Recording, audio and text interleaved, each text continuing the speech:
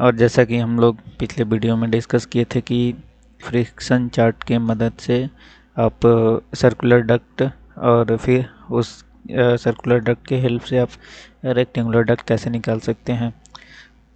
तो इस चैनल पे अगर आप नए हैं तो चैनल को सब्सक्राइब कर लीजिए।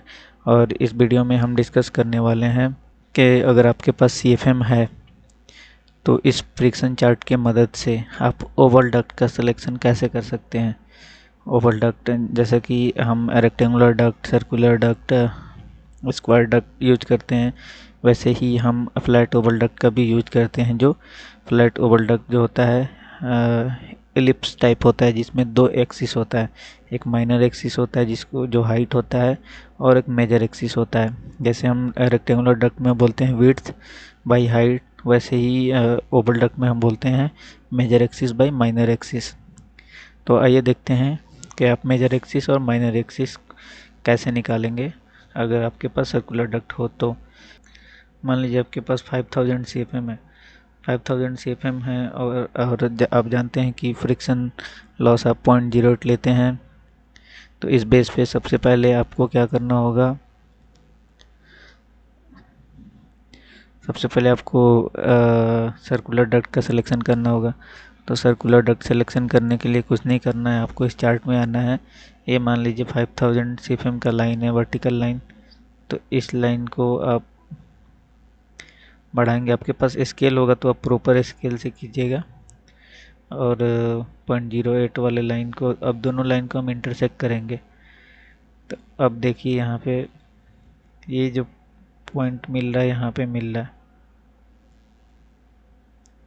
ये पॉइंट, और ये पॉइंट जो इंटरसेक्ट कर रहा है, आपको अगर डक्ट डायमीटर देखना है तो आप इस वाले लाइन पे आप मैच करेंगे कि वो कहाँ पे मिल रहा है।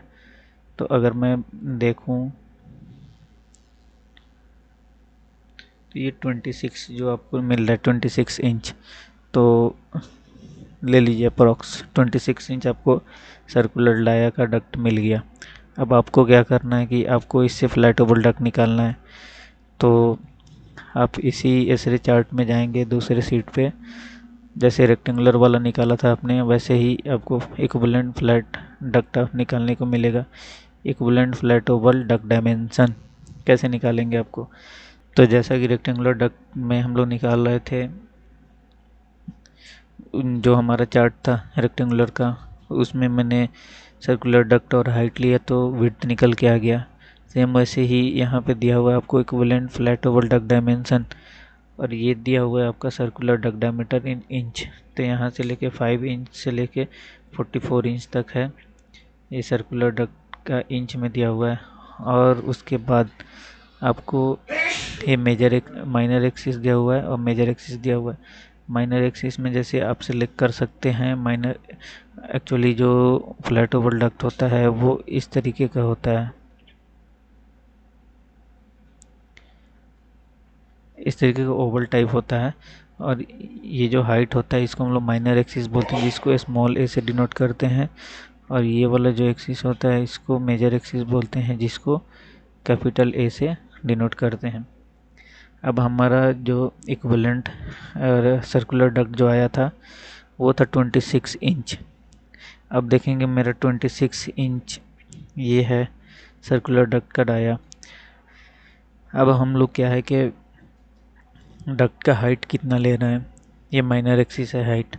तो मान लीजिए मुझे 14 इंच का डक्ट सेलेक्ट करना है, तो 14 इंच और 26 इंच दोनों को मैं इंटरसेक्ट करूँगा, तो कितना आ रहा है 45 इंच।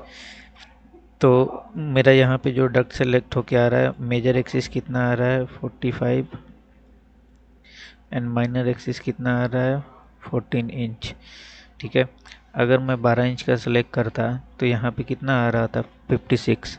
अगर आप उस हिसाब से अगर देखिए एस्पेक्ट रेशियो के अकॉर्डिंग, तो 12 चौका 48, आपका 1:4 जो आपका एस्पेक्ट रेशियो था उसको आप एक्सीड कर रहे हैं, जो कि एक्सेप्टेबल नहीं है। तो इस तरीके से आप इस चार्ट की मदद से, अगर आपके पास CFM है तो फ्रिक्शन चार्ट का यूज करके आप सबसे पहले सर्कुलर डक्ट निकालेंगे, और उस सर्कुलर डक्ट के मदद से उस सर्कुलर डक्ट के वैल्यू को क्या करेंगे कि आप इस चार्ट में पुट करेंगे और आपको फ्लैट ओवल डक्ट निकल के आ जाएगा। जैसे कि मैंने बताया, आप उस हिसाब से आप सिलेक्ट कर सकते हैं। सो इस वीडियो में इतना ही। अगर आपको ये वीडियो अच्छा लगा हो तो चैनल को सब्सक्राइब कर लीजिए, आपके ऊपर है। अगर नहीं करना है तो नहीं कीजिए, सीख लीजिए भाई कम से कम। और मिलते हैं नेक्स्ट वीडियो में।